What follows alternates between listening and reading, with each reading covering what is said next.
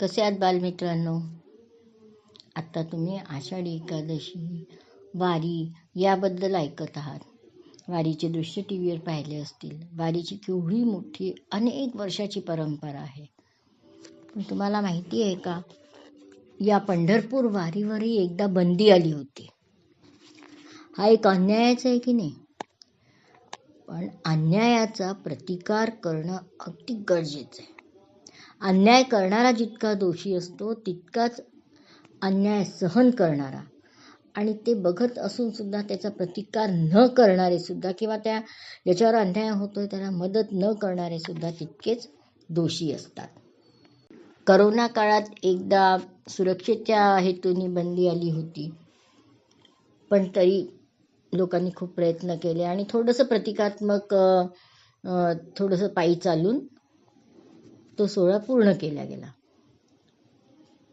पण ब्रिटिश काळामध्ये एकदा असं झालं होतं की वारी करायचीच नाही. त्याला कारण घडलं होतं, दुसरं महायुद्ध चालू होतं. हिटलर संपूर्ण जगाला गिळण्याचा प्रयत्न करत होता. अति हव्यासापायी सगळ्या जगाला वर राज्य करणं त्याचा उद्देश होऊन गेला होता. भारत इंग्रजांच्या आधिपत्यात असल्यामुळे भारतीय जवान अरबी वाळवंटात इंग्लंडसाठी लढत होते. आपलं अन्न धान्य तिथे रसद म्हणून पाठवल्या जात होतं. अन्नाचा तुटवडा होतोय म्हणून बंगाल बिहारमध्ये लाखो लोक मरत होते. हिटलर जीवांवर अत्याचार करत होता. त्यांना गॅस चेंबरमध्ये कोंबून लोकांना मारत होता. हा अत्याचार आहे असं म्हणणारे ब्रिटिश भारतीयांवर मात्र अतोनात अत्याचार करत होते. अशातच मुंबईच्या गव्हर्नरने फतवा जाहीर केला, अन्नधान्याची टंचाई आहे. आता वारीत इतके लोक येतील, त्यांच्या जेवणाची सोय कशी करणार? म्हणून वारीवरच बंदी आणावी. अनेकांनी याचा विरोध केला. स्वतः सावरकरांनी खरमरीत पत्र लिहिलं. त्यात त्यांनी लिहिलं, राज्यपालांना पंढरपूरचं महत्त्व माहीत नाही आहे वाटतं. ख्रिश्चनांना रोम जितकं पवित्र तितकंच मराठी माणसाला पंढरपूर पवित्र आहे. पंढरपूरची मूर्ती फोडणाऱ्या मुसलमान सरदारचे शिर मराठा राजाने छाटले. त्या काळी तर हज यात्रावर बंदी न घालणारे हे ब्रिटिश पंढरपूर यात्रेवर बंदी कशी काय घालू शकतात? ते इतकेच करून थांबले नाही तर त्यांनी वारकऱ्यांना एकत्र केलं आणि या अन्यायाचा प्रतिकार कसा करायचा याची योजना सुद्धा त्यांनी बनवली. असंच अनेक ठिकाणी आपल्याला अन्याय होताना दिसतो. आता गणेशोत्सव येतील काही दिवसांनी. त्या काळी गुंड प्रवृत्तीचे लोक वर्गणी मागायला निघतात.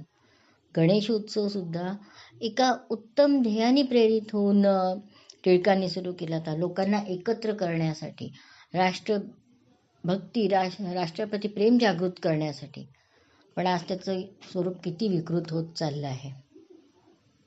गुंड लोक वर्गणीच्या नावाखाली लोकांना इतकेच पैसे द्या तितकेच पैसे द्या धमकवतात, मारहाण करतात आणि त्या पैशाचाही कित्येकदा चांगला वापरच होतो असं नाही.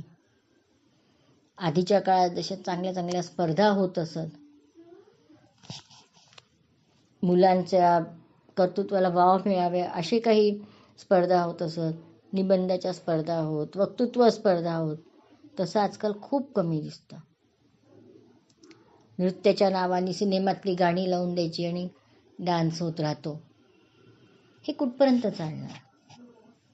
याचा प्रतिकार करायलाच हवा.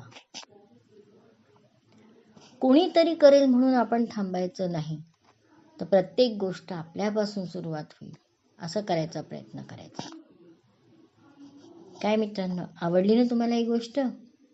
मग यापुढे कोणी उगीच मारताना दिसलं, काही कोणावर अत्याचार होत असला, कुत्र्याच्या शेपटीला लोक फटाके लावून देतात दिवाळीच्या वेळेला, तर या सगळ्या गोष्टीचा प्रतिकार तुम्ही करणार ना? की आम्हाला काय त्याचं, आम्हाला थोडी त्रास होतोय असं म्हणून सोडून द्याल?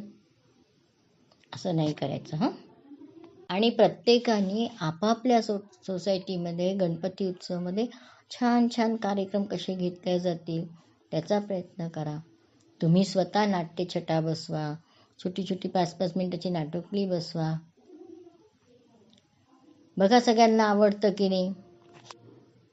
चला तर मग पुन्हा भेटूया अशाच एखाद्या छानशा गोष्टीसोबत. तोपर्यंत बाय.